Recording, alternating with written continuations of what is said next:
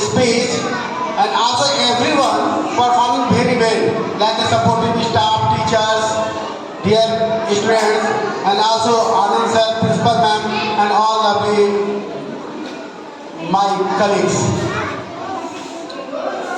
सबसे पहले मैं अपने जीवन की पहली शिक्षा मैं अपनी माँ को धन्यवाद अर्पण करना चाहता हूँ और आप सभी से यह गुजारिश करना चाहता हूँ कि आज जब घर जाए तो अपनी पहली शिक्षक को गले लगाकर जी भर के प्यार करें। कहते हैं कि नजर को बदला जाए तो नजारे तक बदल जाते हैं, नजर को बदला जाए तो नजारे तक बदल जाते हैं, सोच को बदला जाए तो सितारे तक बदल जाते हैं।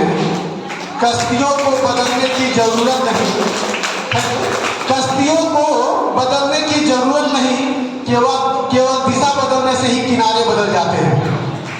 तो good morning our honourable teachers, students and my all lovely staff members of the school. आज सभी के समक्ष आज खड़े होकर के बहुत ही गौरवान्वित महसूस कर रहा हूं, क्योंकि आज हम सब अपने तमाम महत्वपूर्ण दिनों में से एक महत्वपूर्ण दिन जो कि शिक्षक दिवस मनाने के लिए उपस्थित हुए हैं। यह दिन न केवल शिक्षकों को सम्मान और प्रशंसा करने के लिए अवसर देता है, बल्कि यह दिन हमें इस विचारधारा के लिए भी प्रेरित करता है कि हम अपने शिक्षकों का समाज एवं हमारे जीवन में किए गए उल्लेखनीय योगदान को समझें। शिक्षक को अक्सर एक महान पेशा से जोड़ा जाता है, जो कि बहुत ही सत्य है। शिक्षक हमारे स्कूल की नींव है। आप मार्गदर्शक हैं जो बच्चों को हर बार दिशाहीन होने पर उचित मार्ग प्रदर्शित करते हैं। आप बच्चों के अंदर जिज्ञासा की एक भावना को संचार करते हैं। रचनात्मकता की संचार को आप बच्चों में बखूबी पहचानते हैं और उनके अंदर पूर्णतः स्थापित करने का निश्चल प्रयास करते रहते हैं। आपके इन्हीं सभी कर्तव्य परायण की भावना, निष्ठा और धैर्य जो आप न कि केवल विद्यालय परिसर में, विद्यालय परिसर के बाद भी जो आप प्रतिबद्धता के साथ अपना परिचय देते हैं कि समाज में अगर आपको कहीं देखे कोई तो यह पहचान जाता है कि नहीं, ये जरूर शिक्षक होंगे।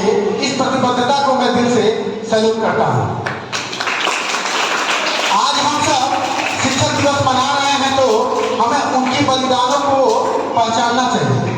आप सभी बच्चों से आग्रह है कि आपको अपने शिक्षकों की बलिदानों को पहचानना चाहिए। कैसा बलिदान देते हैं शिक्षक, मैं आपको बताना चाहूंगा कि आपको पढ़ाने के लिए शिक्षक लेसन प्लान तैयार करने से लेकर के परीक्षाएं सफल कराने से तक कर लेकर के और प्रतिदिन घंटों आपको एक अच्छा भविष्य निर्धारित करने के लिए जो प्रयास करते रहते हैं, उनके उन घंटों की कीमत आपने जिस तरीके से अदा किया है, यह बहुत ही सराहनीय कार्य है। आप सभी को इतनी कृतज्ञता के साथ साथ अपने शिक्षकों का जो उल्लास के साथ आपने जन्मदिवस मनाया, डॉक्टर सर्वपल्ली राधाकृष्णन जी की स्मृति में आज जो आपने सभी शिक्षकों को गौरवान्वित किया, आपके इन्हीं सभी गुणों को देखते हुए मैं आपको भी हृदय से आभार व्यक्त करता हूँ।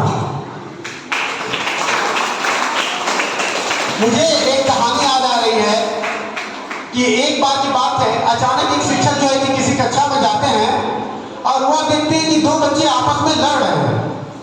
उनकी इस लड़ाई को देख करके टीचर को रहने गया और टीचर दोनों के पास गए। उन्होंने कहा कि आप सभी यहाँ लड़ाई क्यों कर रहे हैं? दोनों बच्चे किसी बात को लेकर के जिद कर रहे थे कि सर ये जो है कि मेरी बात को नहीं मान रहा है। दूसरा बच्चे से पूछे तो वो भी बोला कि सर ये मेरी बात नहीं मान रहा है। सर जब दोनों की बात सुने तो सर को तो समझ में आ गया कि ये मामला क्या है कि दोनों लोग जिद पे अड़े हैं कि मैं सही हूँ और मैं सही हूँ, जबकि दोनों ही सही हैं। तो शिक्षक ने तुरंत जो है कि अपने पास रखी एक गेंद निकाली और अपने सामने पड़े टेबल पे रख दिया। उन्होंने टेबल पे रखा तो एक साइड एक बच्चे को और दूसरी साइड दूसरे बच्चे को खड़ा होने के लिए बोला। एक साइड वाले बच्चे से जब टीचर ने पूछा कि बताइए कि आपको बॉल किस कलर का दिख रहा है, तो उसने बोला कि बॉल मुझे काले रंग का दिख रहा है।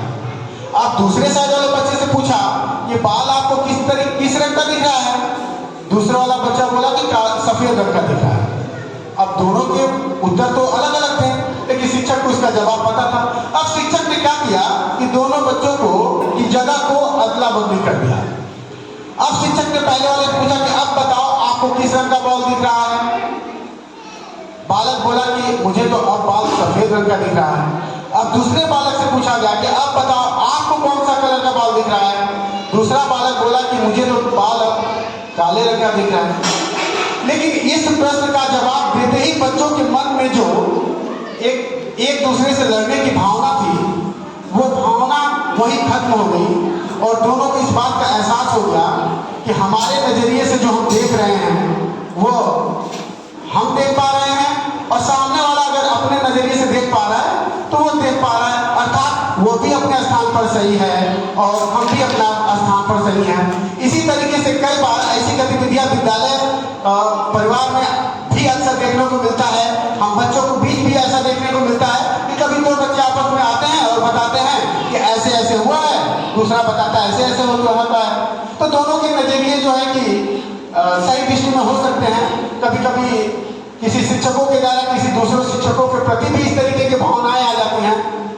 तो दोनों को अगर अलग अलग नजरिए पे बदल के देखा जाए तो हमें समझ में आएगा कि दोनों ही अपने स्थान पे सही हैं।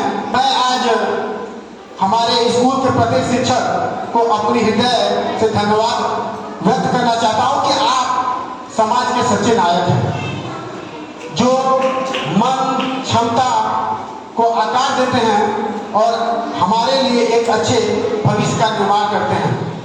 आप जो सभी बच्चों के लिए कर्तव्य, निष्ठा, त्याग और समर्पण भावना से जिस तरीके से आपने अपना अमूल्य योगदान दिया है, और सबसे बड़ी बात जो मैं ये कहना चाहता हूँ, बिल्कुल ये मैं दिल से कहना चाहता हूँ कि अगर शिक्षक विद्यालय परिसर में सुबह सुबह जब आते हैं तो उनको देख करके हम लोग इस बात का आंकड़ा लगाते हैं कि उनकी तबीयत आज ठीक नहीं है, और उस स्थिति में हमारे अंदर थोड़ा भावनात्मकता आता है, जिसकी वजह से हम शिक्षकों के साथ थोड़ा पोलाइटनेस रहते हैं कि नहीं आज मैडम की तबीयत ठीक नहीं है तो ऐसा है कि थोड़ा मैडम को रिलैक्स फील कराया जाए।